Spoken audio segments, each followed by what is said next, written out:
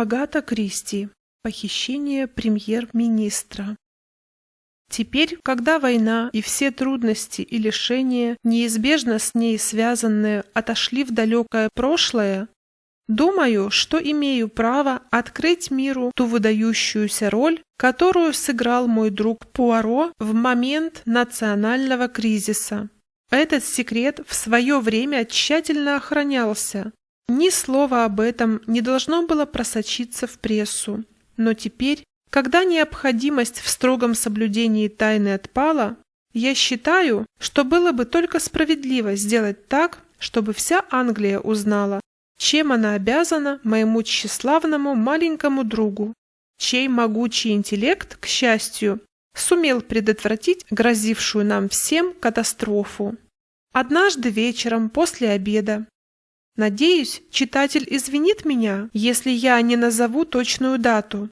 Достаточно сказать, что это случилось как раз, когда разговоры о сепаратном мире повторялись на все лады всеми, кто ненавидел Англию. Мой друг и я сидели у себя дома. После того, как меня по инвалидности уволили из действующей армии, я по собственному желанию пошел служить во вспомогательных частях. И постепенно у меня появилась привычка вечерами заглядывать к Пуаро, погреться у камина и поболтать о тех делах, расследованием которых он занимался в то время. Тем вечером я, помнится, все пытался вызвать его на разговор о том, что стало сенсацией того знаменательного дня и о чем тогда кричали все газеты. О попытке покушения на мистера Дэвида Макадама, премьер-министра Великобритании. Увы, цензура тогда работала на славу. Ни одна статья не ускользнула от ее недремлющего ока. В многочисленных газетных публикациях не было ни единой детали этого страшного дела. Ничего, кроме того, что премьер-министр чудом остался жив. Пуля лишь чуть оцарапала ему щеку. Надо ли говорить, что я был немало возмущен небрежностью нашей полиции, по чьей вине чуть было не свершилось столь вопиющее преступление? Вполне понятно, думал я, что наводнившие Великобританию германские агенты дорого бы дали за то, чтобы покушение удалось. Неистовый маг, как окрестили его члены его собственной партии. Он вел неуклонную и непримиримую борьбу с теми, кто старался, и, признаться, не безуспешно, склонить общественное мнение к мысли о сепаратном мире с Германией. Он был тогда более чем просто премьер-министр Великобритании. Он и был сама Великобритания. Уничтожить его означало бы нанести сокрушительный удар по мощи Британской империи, или, фигурально выражаясь, это значило бы вонзить нож в сердце британского льва. Помню, Пуаро хлопотал, оттирая крошечной губкой какое-то едва заметное пятнышко на рукаве своего серого костюма. В мире не было второго такого щеголя, как Эркюль Пуаро. Аккуратность и чистота были его божествами. И теперь, погруженный в свое занятие, не замечая, что пары бензина пропитали весь воздух в комнате, он, по-моему, совершенно забыл о моем существовании. «Одну минутку, мой друг, еще немного, и я весь в вашем распоряжении. Я уже почти закончил. Это ужасное грязное пятно. Какой кошмар! Кажется, я, наконец, справился с ним. Уф!» И он торжествующе взмахнул губкой. Улыбнувшись, я закурил сигарету. «Что-нибудь интересное за последнее время?» Промолчав немного, осведомился я. «Да как вам сказать? Помог, как вы их называете, дай бог памяти? Ах да, поденщице отыскать мужа. Трудное дело, скажу я вам, притом требующее огромного такта. К тому же у меня были кое-какие подозрения на его счет. Представьте, мне казалось, что этот самый муж не слишком обрадуется, когда его найдут. Как бы вы поступили на моем месте? Что касается меня, признаюсь, что все мои симпатии были на его стороне. Представьте, беднягу из-за человека то не считали. Вот он и предпочел исчезнуть. Я рассмеялся. Ну, наконец-то, это грязное пятно, его больше нет. Теперь, друг мой, я в вашем распоряжении. Я хотел спросить вас, что вы думаете об этом покушении на МакАдама? Чушь, детские штучки, фыркнул Пуаро. Кто может принимать такие вещи всерьез? Стрелять из винтовки? Фу, куда это годится? Такие вещи уже отошли в прошлое. Но на этот раз он, кажется, едва спасся, осмелился напомнить я. Пуаро нетерпеливо покачал головой. Он уже было открыл рот, чтобы возразить, как вдруг нас неожиданно прервали. В дверь осторожно постучали. Потом она приоткрылась, и в щели показалась голова нашей хозяйки. Через минуту выяснилось, что внизу Пуаро спрашивают два джентльмена. Они не сообщили мне, как их зовут, сэр, но просили передать, что дело чрезвычайно важное. «Проводите их наверх», — велел Пуаро, осторожно разглаживая складку на своих серых брюках. Через пару минут двое мужчин появились в дверях нашей комнаты. Сердце мое на мгновение остановилось, а потом вдруг заколотилось, как сумасшедшее, когда в одном из них я безошибочно узнал не кого-нибудь, а самого лорда Эстера, знаменитого председателя палаты общин. Его спутник, мистер Бернард Додж, был известен не только мне, но и всей Англии, член военного кабинета, а кроме того, насколько я осведомлен, ближайший друг премьер-министра. «Мсье Пуаро?» — вопросительным тоном протянул лорд Эстер. Мой друг учтиво поклонился в ответ. Великий человек перевел взгляд на меня, и на его лице появилось сомнение. «Я пришел по личному делу. В присутствии капитана Гастингса вы можете говорить совершенно свободно», — заявил мой друг, кивком предлагая мне остаться. «Его таланты оставляют желать лучшего. Это верно, но за честность его я ручаюсь головой». Лорд Эстер все еще колебался, когда мистер Додж наконец не выдержал. «Ах, да бросьте вы право! Что толку ходить вокруг да около? Насколько я понимаю, скоро уже вся Англия будет знать, в какой дурацкой ситуации мы с вами оказались. Так что ближе к делу, время дорого». «Прошу вас, садитесь, джентльмены», — учтиво произнес Пуаро. «Позвольте предложить вам кресло, милорд». Я заметил, как у лорда Эстера перехватило дыхание. «Так вы меня знаете?» Пуаро скромно улыбнулся. «Конечно. Я же читаю газеты, а там масса фотографий. Как же я мог вас не узнать? Месье Пуаро, сегодня я пришел, чтобы посоветоваться с вами относительно дела чрезвычайной важности, и вынужден просить, чтобы все присутствующие хранили об этом полное молчание». «Слово Эркюля Пуаро? Этого достаточно», — напыщенно заявил мой маленький друг. «Это касается премьер-министра. Похоже, у нас серьезная проблема». «Мы пропали!» — схватился за голову мистер Додж. «Стало быть, рана оказалась серьезной?» — не выдержал я. «Какая рана?» «Рана от пули». «Ах это!» — презрительно фыркнул Додж. «Это уже все в прошлом». «Как уже сказал мой коллега, продолжил лорд Эстер, все это уже отошло в прошлое и давно забыто. К счастью, покушение не удалось. Был бы счастлив, если бы мог сказать то же самое о следующей попытке». «Так стало быть, была сделана еще одна попытка?» «Да, хотя на этот раз, как бы это выразиться по-другому, словом, месье Пуаро, премьер-министр исчез». «Что? Его похитили?» «Невозможно!» — потрясенный до глубины души, вскричал я. Пуаро бросил на меня предостерегающий взгляд, который я слишком хорошо знал. Я тут же закрыл рот и скромно устроился в углу. Увы, как бы невозможно это ни казалось, тем не менее, дела обстоят именно так, закончил лорд Эстер.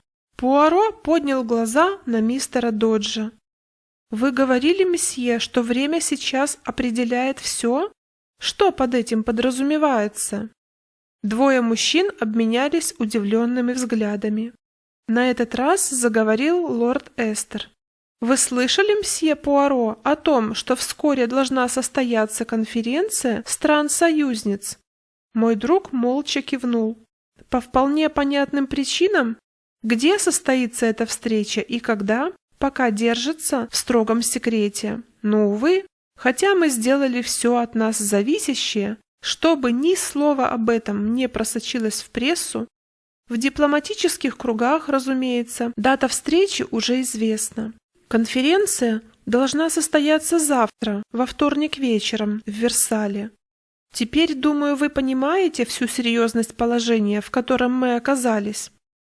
Не стану скрывать от вас тот факт, что присутствие премьер-министра Великобритании на этой конференции – вопрос первостепенной важности.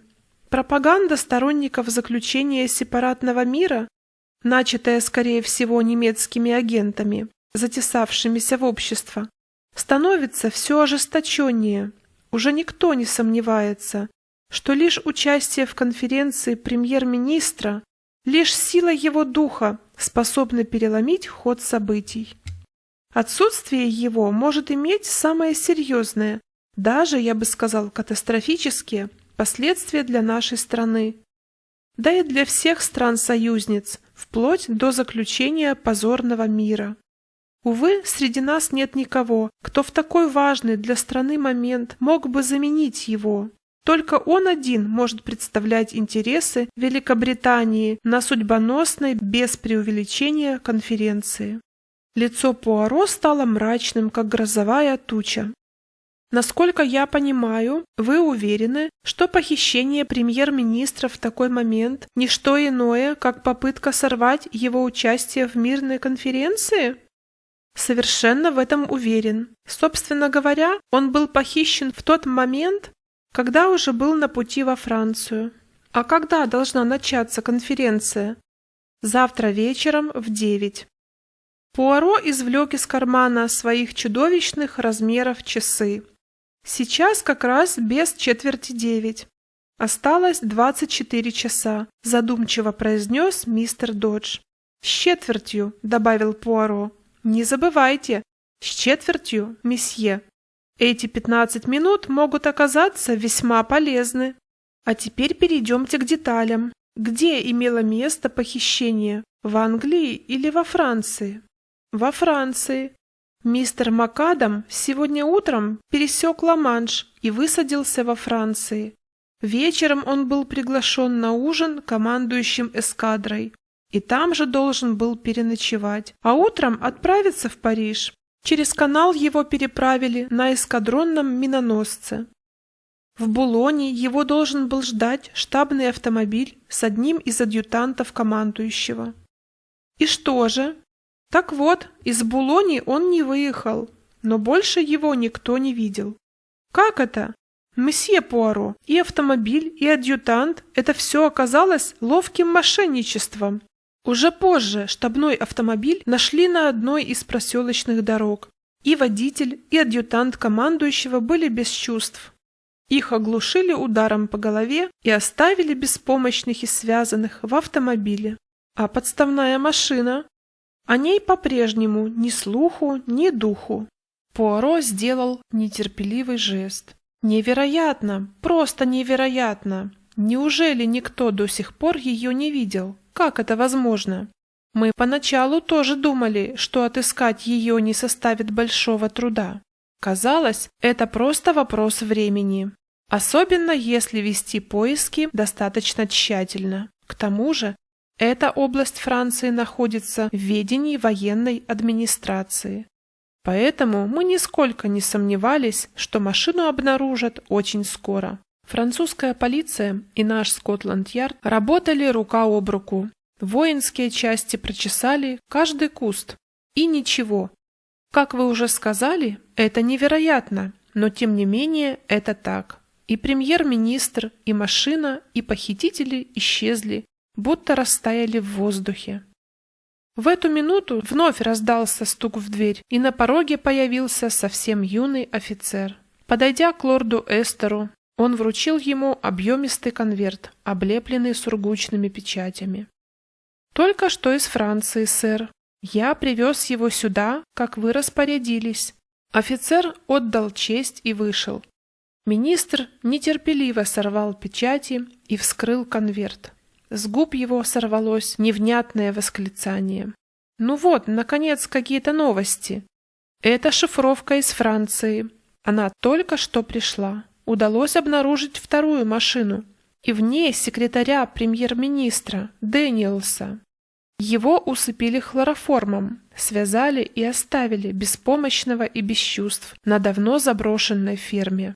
Он ничего не помнит, точнее, почти ничего. Последнее, что осталось в его памяти, это как к его губам и носу прижали что-то влажное, и как он старался освободиться, но напрасно. Судя по всему, у полиции не возникло ни малейших сомнений в его искренности. Значит, больше им ничего не удалось обнаружить? Нет. И тело премьер-министра тоже, насколько я понимаю. Что ж, хорошая новость, по крайней мере, у нас остается надежда. И все же это все очень странно. После того, как утром его пытались застрелить, похитители почему-то из кожи вон лезут, лишь бы сохранить ему жизнь. Додж покачал головой. Только в одном я совершенно уверен. Наши враги не постоят ни за какими расходами, чтобы помешать ему принять участие в конференции. Если это в человеческих силах, премьер-министра нужно вернуть, чего бы это ни стоило, взволнованно сказал Пуаро, и уповать на то, чтобы это не произошло слишком поздно. А теперь, джентльмены, расскажите мне все с самого начала, и о том, как в него стреляли. Это очень важно. Повторяю, мне нужно знать все. Вчера вечером премьер-министр в сопровождении одного из своих секретарей, капитана Дэниелса, того самого, что сопровождал его во Францию? Да, конечно. Как я уже сказал, они ехали в автомобиле в Виндзор, где премьер-министр должен был выступать перед большой аудиторией. Рано утром сегодня он возвращался в Лондон. И именно по дороге в город на него и было совершено покушение. Прошу прощения, сэр. Кто такой этот капитан Дэниелс? У вас, конечно, есть на него досье. Лорд Эстер улыбнулся. Я так и подумал, что вы об этом спросите. По правде говоря, нам не так уж много о нем известно.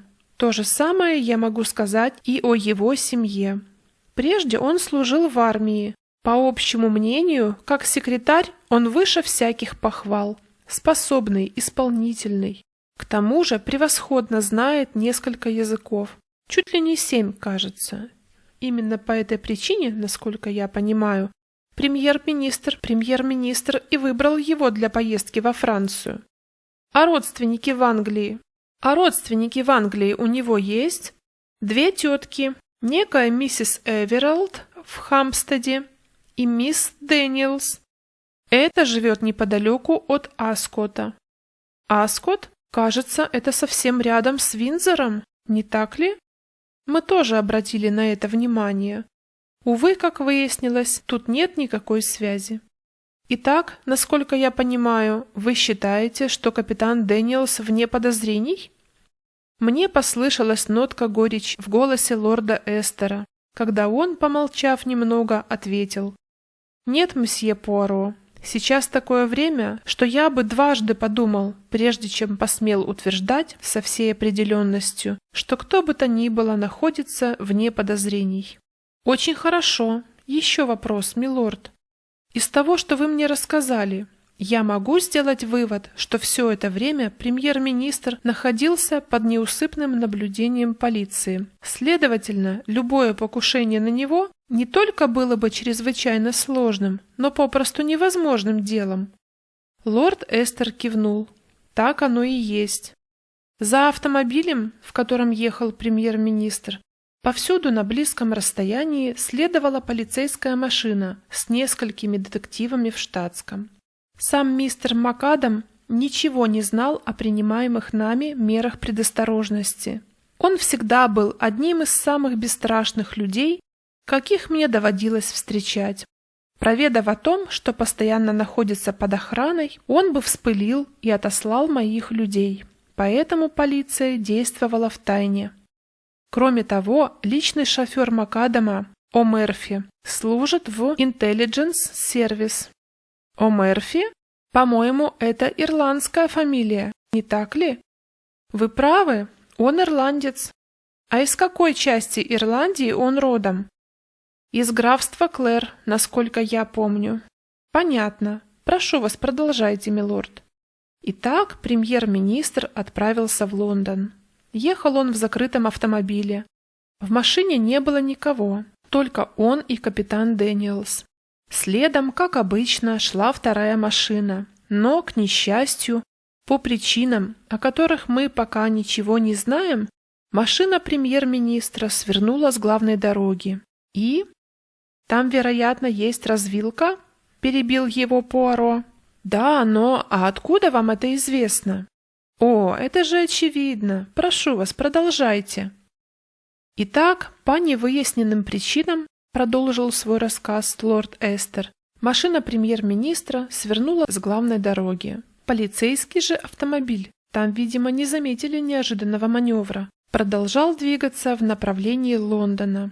Машина премьер-министра успела проехать совсем немного по безлюдной проселочной дороге, как вдруг перед ними появилась группа мужчин. Лица их были закрыты масками. Водитель? О, этот храбрый О'Мерфи, задумчиво проговорил Пуаро себе под нос. Водитель, мгновенно заметив их, тут же нажал на тормоза. Премьер-министр приоткрыл окно и выглянул. Вдруг прогремел выстрел, потом еще один. Первая пуля оцарапала ему щеку, вторая, к счастью, пролетела мимо. Тогда водитель, сообразивший, в чем дело, дал газ, и машина ринулась вперед, а бандиты разбежались. «Счастливо отделались», — пробормотал я. Дрожь пробежала у меня по спине. Еще бы немного и... Мистер Макадам отказался от всякой медицинской помощи. Сказал, что это, дескать, обычная царапина, и нечего поднимать шум из-за подобной ерунды. Попросив водителя притормозить у придорожной аптеки, он зашел туда. Там рану промыли, забинтовали, причем он постарался сохранить инкогнито. После этого, как и предполагалось ранее, они с капитаном Дэниелсом прямиком направились в Чаринг-Кросс, на вокзал, где премьер-министра ждал специальный поезд, чтобы доставить его в Дувр. Там их встретили перепуганные насмерть детективы.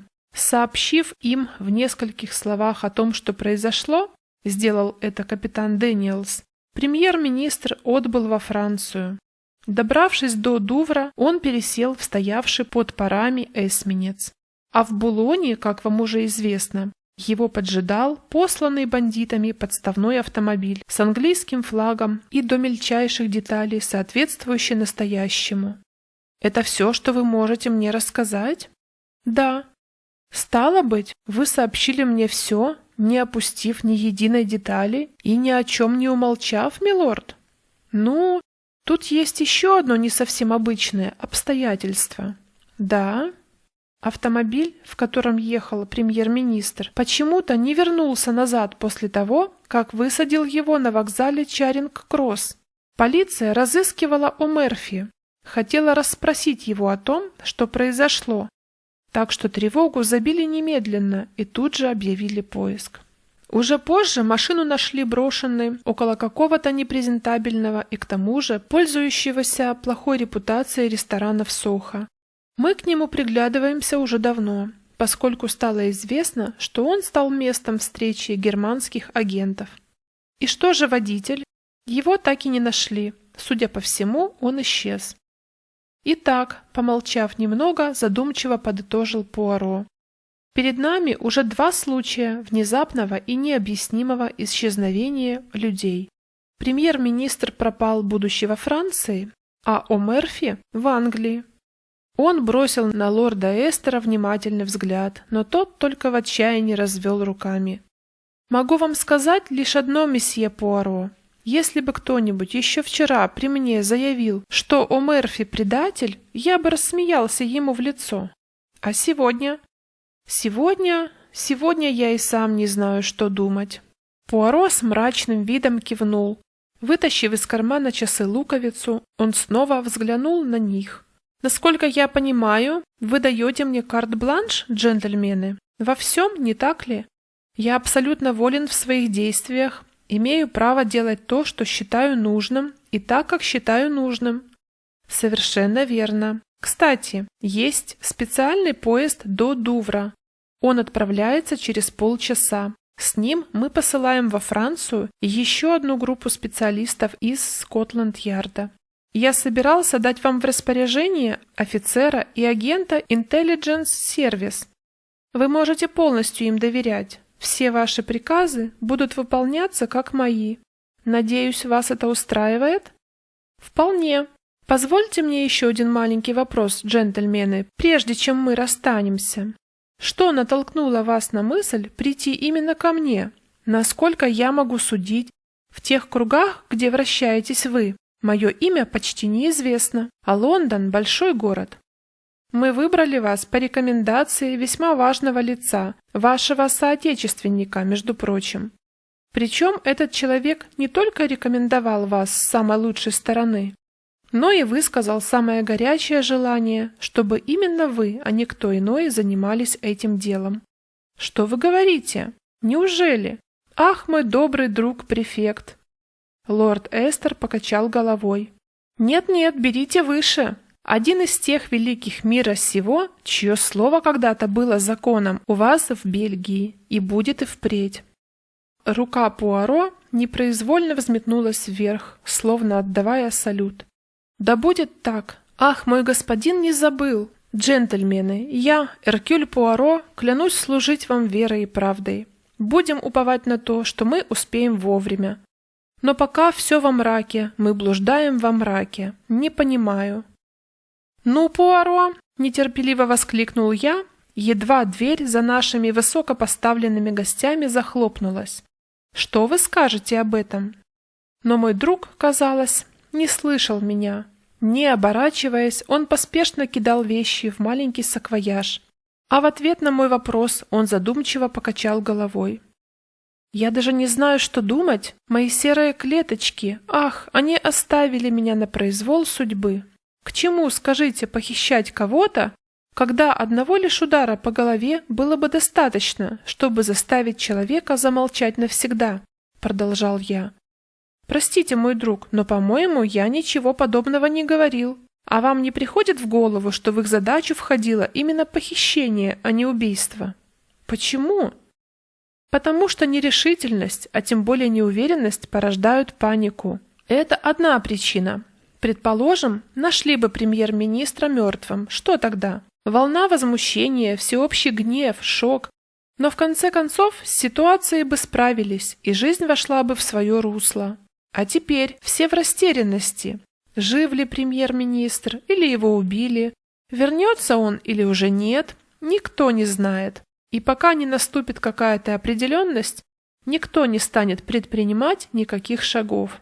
А как я уже сказал вам, Гастингс, неуверенность рождает панику, на что, собственно, скорее всего и рассчитывали немцы. И потом, если похитители спрятали его в каком-нибудь надежном месте, у них есть еще одно преимущество. Они могут спокойно вести переговоры с обеими сторонами. Правда, правительство Германии никогда, как вы знаете, не отличалось особой щедростью, но в таком случае, как этот, оно, вне всякого сомнения, будет готово заплатить сколько угодно. И в-третьих, на их руках нет крови. Да и вообще, может быть, похищение людей – их, так сказать, профессия. Ну хорошо, положим, вы правы. Но для чего тогда они сначала в него стреляли? Пуаро не удержался от гневного жеста. Ах, вот этого-то как раз я и не понимаю. Это непостижимо, более того, попросту глупо.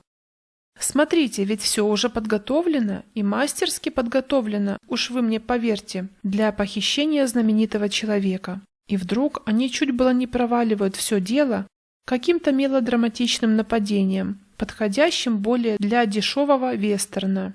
Да и к тому же почти неосуществимым.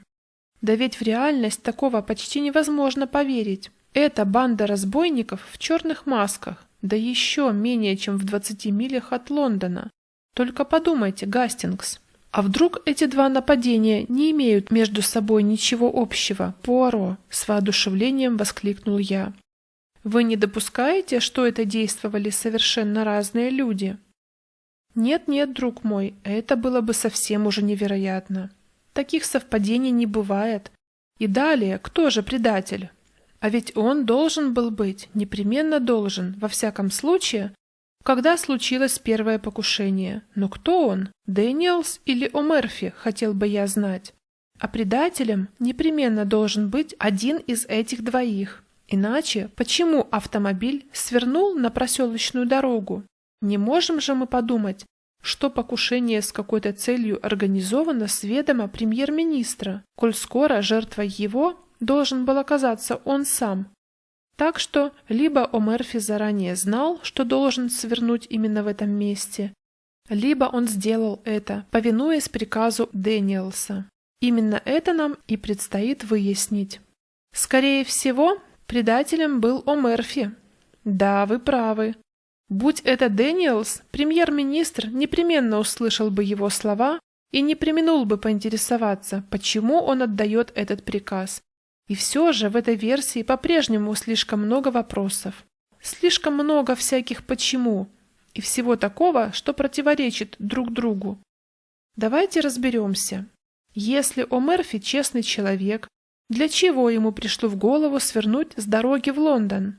Ну, а если мы ошибаемся, и предатель он, то для чего ему срываться с места, когда сделано всего лишь 2 выстрела, и к тому же ни один из них не достиг цели?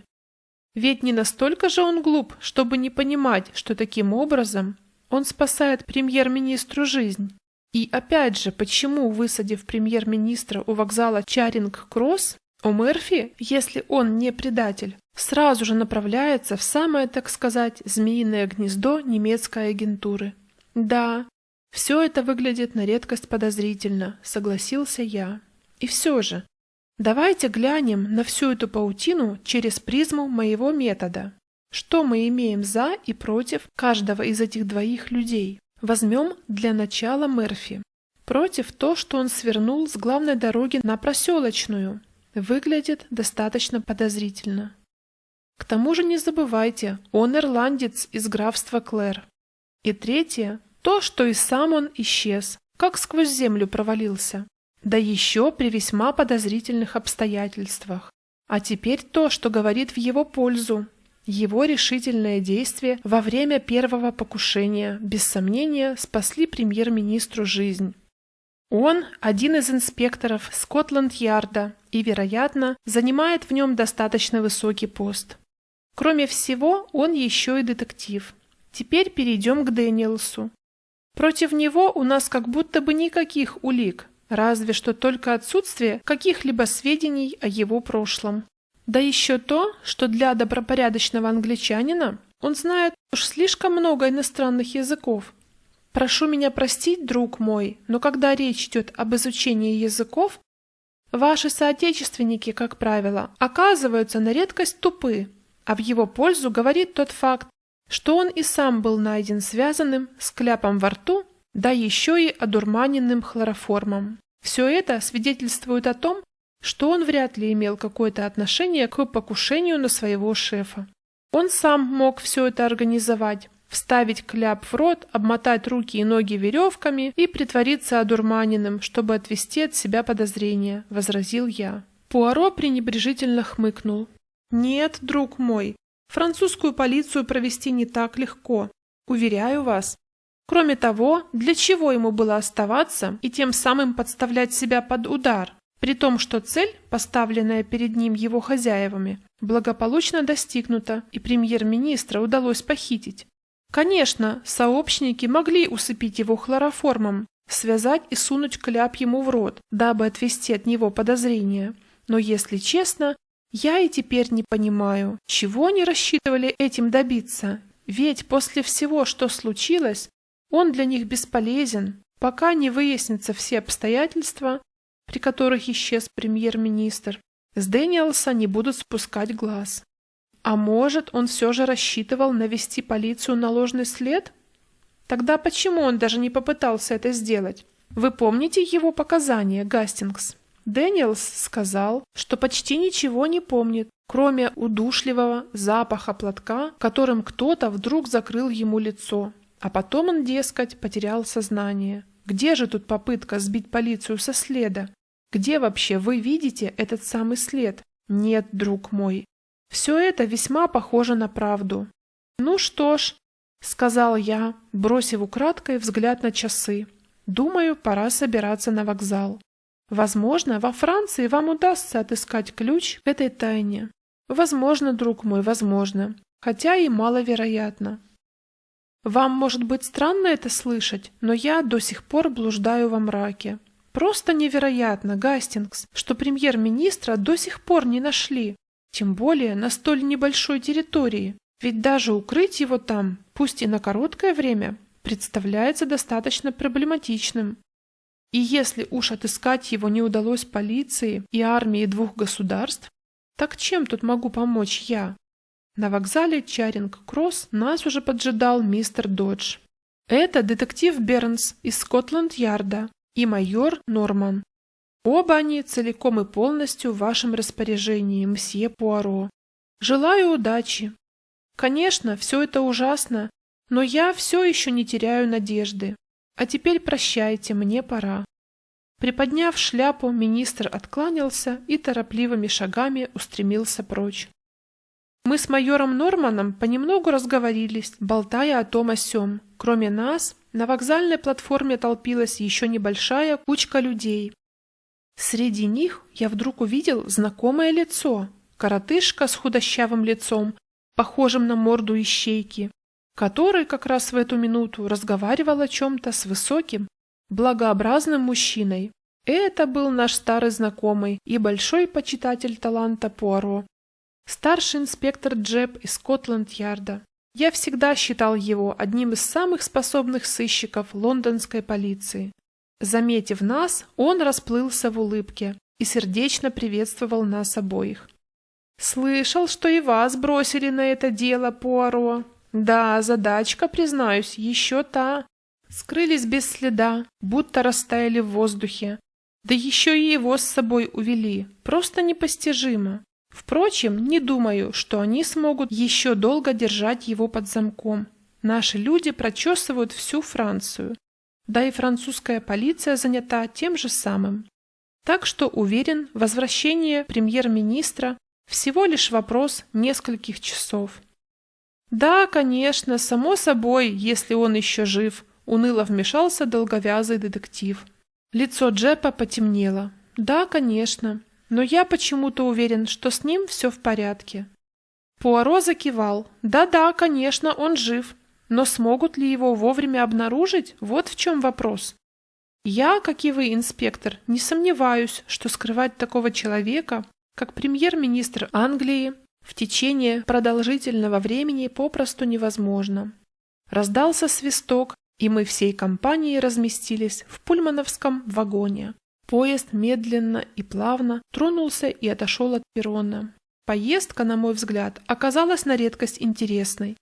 Инспектора Скотланд-Ярда предпочитали держаться особняком, сгрудившись в хвосте вагона. Зашуршали, разворачиваясь, карты Северной Франции, и сразу несколько пальцев двинулись по ней в разных направлениях, по узким проселочным дорогам и раскиданным повсюду кружочкам деревушек. Каждый предлагал свою версию. Пуаро, к моему удивлению, не принимал в дискуссии никакого участия. Он сидел молча, уставившись прямо перед собой с таким выражением обиды на лице, что невольно напомнил мне недовольного ребенка. Я углубился в разговор с Норманом, который нравился мне все больше и больше. А по прибытии в Дувр поведение Пуаро вообще поставило меня в тупик.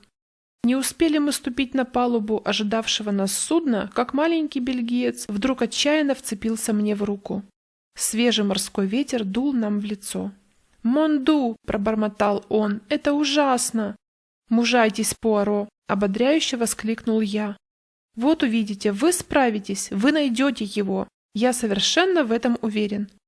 «Ах, мой друг, вы опять меня не поняли! Ужасное море! Вот что приводит меня в ужас! Море, качка, и опять эта кошмарная морская болезнь!» «О!» — только и произнес я, совершенно сбитый с толку. Заработали турбины корабля, и палуба дрогнула под нашими ногами. У Пуаро вырвался стон. Побледнев, он закрыл глаза. «У майора Нормана есть карта Франции», — попытался я отвлечь друга. «Не хотите взглянуть на нее?» Пуаро нетерпеливо мотнул головой. «Нет-нет, не сейчас, умоляю, оставьте меня в покое, Гастингс. Послушайте, я 100 раз говорил вам, что желудок и мозги должны находиться в гармонии. У Лавержье есть совершенно замечательный метод борьбы с морской болезнью. Вы просто дышите. Вдох, выдох, очень медленно. При этом поворачивайте голову то влево, то вправо и считаете до 6 каждый раз перед тем, как сделать вдох». Предоставив ему опробовать этот метод на себе, я отправился прогуляться по палубе. И вот, наконец, медленно и торжественно вдали появились очертания берегов Франции. Перед нами была Булонь. Аккуратный и всегда улыбающийся, как обычно, Пуаро присоединился ко мне на палубе, не преминув шепнуть мне на ухо, что метод Лавержье – это просто чудо. А инспектор Джеб со своими коллегами продолжал воображаемое путешествие по Северной Франции. «Чепуха!» – услышал я. «Автомобиль выехал из Булони, смотрите сюда». И вот тут он свернул с главной дороги на проселочную. Я считаю, что именно в этом месте похитители должны были усадить премьер-министра в поджидавшую их вторую машину. «Ну», — вмешался долговязый детектив, «а я все-таки отдаю предпочтение одному из морских портов, 10 против 1, что они отвезли его на какой-нибудь корабль». Джеб поморщился. «Слишком просто. Ведь похищение обнаружили сразу, подняли тревогу, отдали приказ немедленно закрыть все порты. Мы причалили как раз в тот момент, когда над горизонтом только-только взошло солнце. Майор Норман тронул Пуаро за руку. «Прошу прощения, сэр. Вас там ожидает военный автомобиль». «Благодарю, месье, но боюсь напрасно. Видите ли, я не собираюсь покидать Булонь». «Что?» «Нет-нет, вы не ослышались. Больше того, я намерен снять комнату в каком-нибудь отеле по соседству». Так он и сделал. Поехал в ближайшую гостиницу и потребовал номер. Мы втроем, ошеломленные и ничего не понимающие, вынуждены были последовать за ним. Заметив наши унылые физиономии, Пуаро с лукавой улыбкой покосился на нас. «Не слишком-то похоже на то, как должен вести себя настоящий сыщик, не так ли? Думаете, я не догадываюсь, о чем вы думаете? Он должен быть полон энергии, он должен бегать взад и вперед, ползать на четвереньках по пыльной проселочной дороге, разглядывая отпечатки протекторов через увеличительное стекло, копаться в грязи, подбирая там спичку, там окурок. Не так ли? Признайтесь. Вы ведь примерно так все это себе представляли?» В глазах его сверкала насмешливая искорка. «Так вот, я, Эркюль Пуаро, говорю вам, ничего подобного не будет. Не будет, потому что разгадка этого странного дела здесь». Он с торжественным видом постучал пальцем по лбу. «Если честно, я вообще не должен был покидать Лондон. Сидел бы себе тихо в своей уютной квартирке и размышлял. Вот для этого-то, друзья мои, и существуют маленькие серые клеточки. Тихо и незаметно они делают свою работу до той самой минуты, пока я не крикну: «Дайте мне карту». Карту приносят, я указываю на ней определенное место и говорю: «Премьер-министр здесь». И так оно и оказывается. Для человека, вооруженного методом и логикой, нет ничего невозможного. А бестолково метаться, высунув язык по всей Франции, попросту глупо. Мы же с вами не дети, чтобы играть в прятки, не так ли? А теперь за работу примусь я. И будем уповать на то, что еще не слишком поздно. И начну я прямо отсюда. Ну а теперь, друзья мои, умоляю вас, немного тишины. 5 долгих часов мой маленький друг просидел молча, как изваяние, изредка зажмуриваясь, точно сытый кот. И в глазах его Постепенно начал разгораться тот самый хорошо знакомый мне зеленый огонек, свидетельствовавший о том, что Пуаро напал на след. Поглядывая украдкой на наших спутников, я убедился, что сыщик из Скотланд-Ярда и не думает скрывать насмешливого презрения. Майор Норман, хоть и явно устал, дрожал от беспокойства и нетерпения. Что же касается меня, то я старался держать себя в руках, бесшумно расхаживая по комнате. Наконец не выдержал и я. С досадой топнув ногой, я подошел к окну и выглянул на улицу. Ситуация с каждой минутой все больше напоминала фарс. Поведение Пуаро стало внушать мне опасения. Конечно, я по-прежнему верил в него, но червячок сомнения уже закрался в мою душу. И сейчас я молился только об одном. Уж если ему и суждено потерпеть поражение, то пусть хотя бы сохранит остатки достоинства, не выставляя себя на посмешище. Облокотившись на подоконник, я лениво следил за небольшим каботажным судном. Попахивая дымом из трубы, оно не спеша двигалось к выходу из залива. Голос Пуаро, раздавшийся возле самого моего уха, заставил меня вздрогнуть от неожиданности. Я очнулся. «Ну, друзья мои, к делу!» Я резко обернулся, и брови мои поползли вверх. С моим другом произошла разительная перемена. Глаза его сверкали от возбуждения, плечи были горделиво расправлены. Словом, во всем его облике сквозило нескрываемое торжество. Ах, как я был глуп, друзья мои! Но теперь во мраке забрезжил свет. Майор Норман стремглав ринулся к двери. «Я прикажу немедленно подать машину. В этом нет никакой необходимости. По правде говоря, она вообще не нужна. Слава богу, ветер, кажется, стих. Вы хотите сказать, что пойдете пешком, месье? Нет, мой юный друг, я ведь не святой Петр, поэтому предпочитаю отправиться на корабле». «На корабле? Да-да, вы не ослышались. Мой метод повелевает мне вернуться к самому началу, а завязка этого загадочного дела в Англии. Стало быть, мы возвращаемся». Было часа 3. Мы все 4 снова стояли на платформе Чаринг-Кросс. Пуаро упорно прикидывался глухим, игнорируя с полнейшим равнодушием все наши попытки вытянуть из него хоть что-нибудь. Мы не услышали от него ничего нового, кроме того, что начать сначала вовсе не потеря драгоценного времени, а лишь единственно возможный и правильный путь решить эту загадку. Правда, я успел заметить, как по дороге он о чем-то вполголоса переговорил с Норманом. Не успели мы высадиться в Дувре, как майор ринулся на почту и отправил куда-то кучу телеграмм. Возможно, благодаря чрезвычайным мерам, принятым Норманом, мы добрались в рекордно короткое время. В Лондоне нас поджидал большой полицейский автомобиль, а также несколько детективов в штатском. Один из них, как я заметил, передал моему другу листок, на котором было напечатано несколько строк. Пуаро мгновенно заметил мой вопросительный взгляд и улыбнулся. Перечень сельских аптек к западу от Лондона. Я еще телеграммой из Дувра попросил прислать его. Мы с огромной скоростью пронеслись по улицам Лондона и, наконец, выскочили на Бат-роуд. Некоторое время мы мчались вперед, оставив позади Хаммерсмит, Чизвик и Брентфорд. Я понемногу начал понимать, куда лежит наш путь. Через Виндзор в Аскот. Сердце мое бешено заколотилось. Аскот. Это то самое место, неподалеку от которого жила тетка Дэниелса. Стало быть, мы охотимся за ним, а не за О'Мерфи. Наконец наша машина, взвизгнув тормозами, остановилась у дверей небольшой виллы. Пуаро, выпрыгнув из автомобиля, взбежал по ступенькам и позвонил в колокольчик. Украдкой взглянув на него, я успел заметить угрюмые морщины, избороздившие его лоб. Судя по всему, его все еще терзали сомнения. На его звонок ответили почти сразу же. Распахнулась дверь, и Пуаро вошел внутрь. Через пару минут он снова появился на крыльце. Сбежав по ступенькам, Пуаро уселся в машину, отрицательно мотнув головой.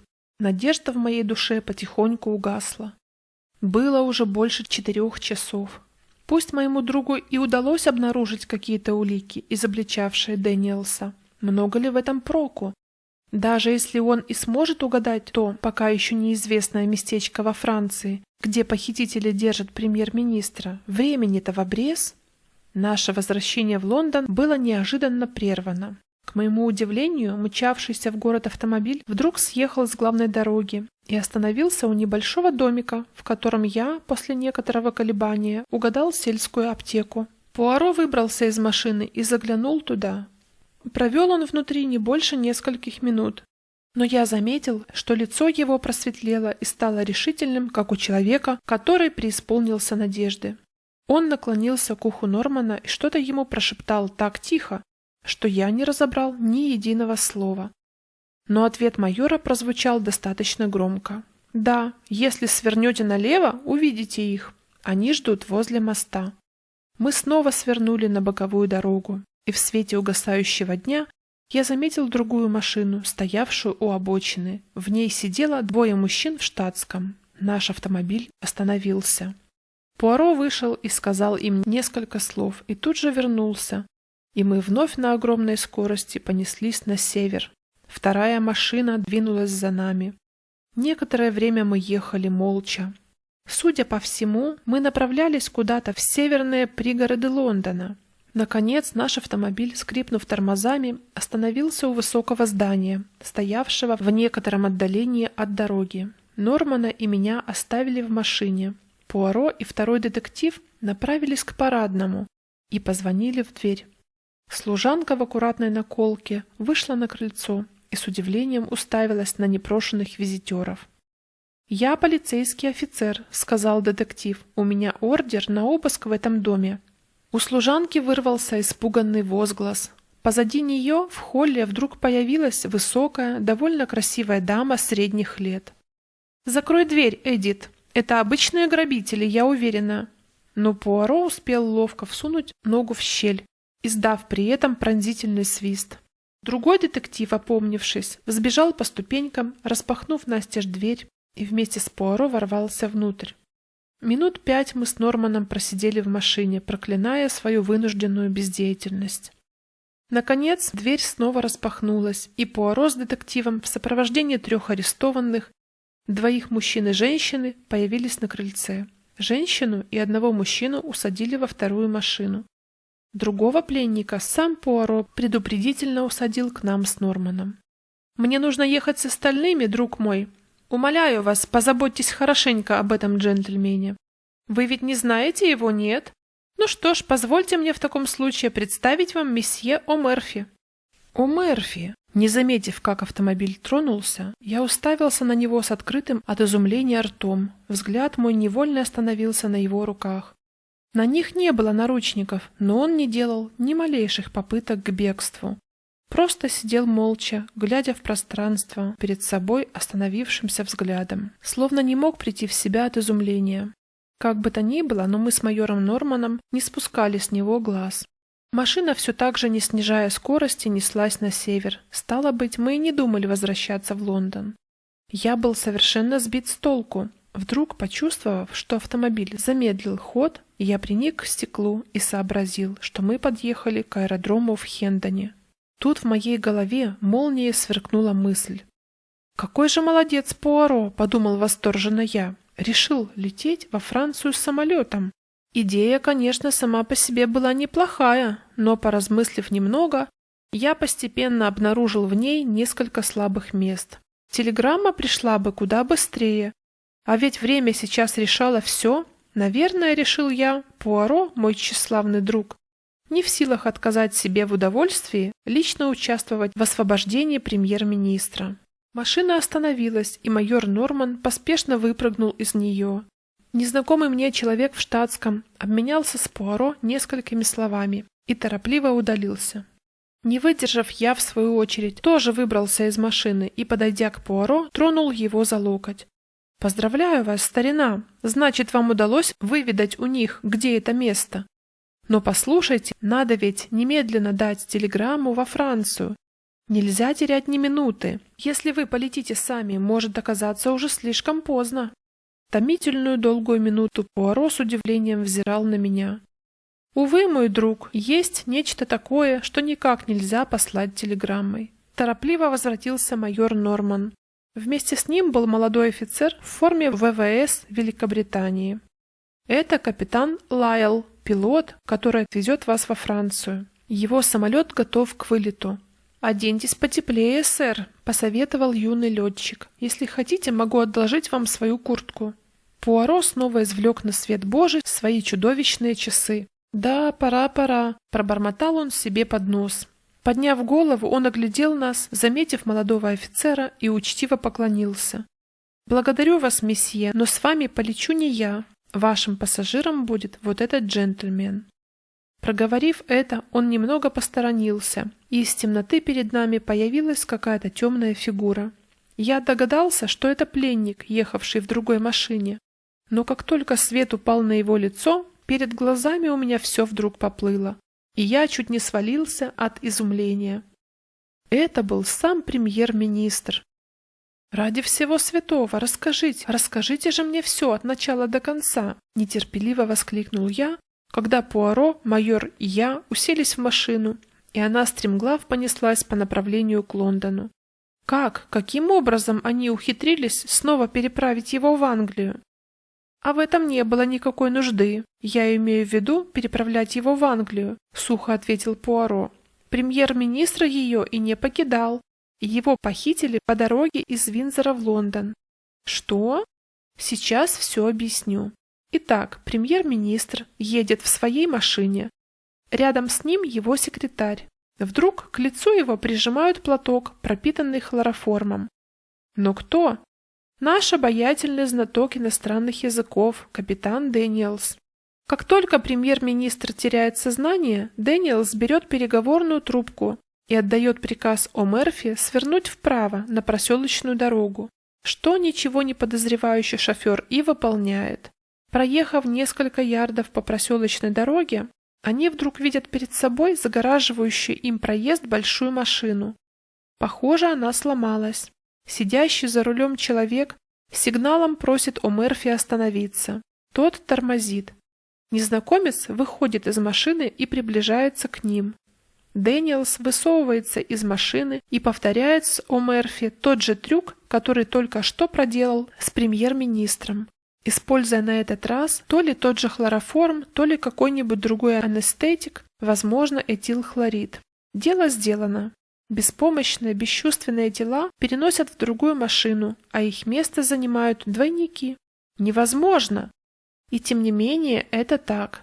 Разве вы никогда не были в мюзик-холле, Гастингс? Никогда не замечали, как молниеносно происходят перевоплощения на сцене? Нет ничего проще, чем сотворить двойника какого-нибудь известного политического деятеля. К слову сказать, перевоплотиться в премьер-министра Великобритании куда проще, чем стать каким-нибудь Джоном Смитом из Клэпхема. А что до О'Мерфи, так тут вообще все просто. Ведь никто особенно не приглядывался к шоферу до тех пор, пока премьер-министр не отправился во Францию. А к тому времени он постарался исчезнуть. Прямо с вокзала Чаринг-Кросс он отправляется туда, где его ждут сообщники. Входит он под личиной О'Мерфи, а выходит уже, приняв свой настоящий облик. И так О'Мерфи исчезает бесследно, оставив после себя темное облако подозрений.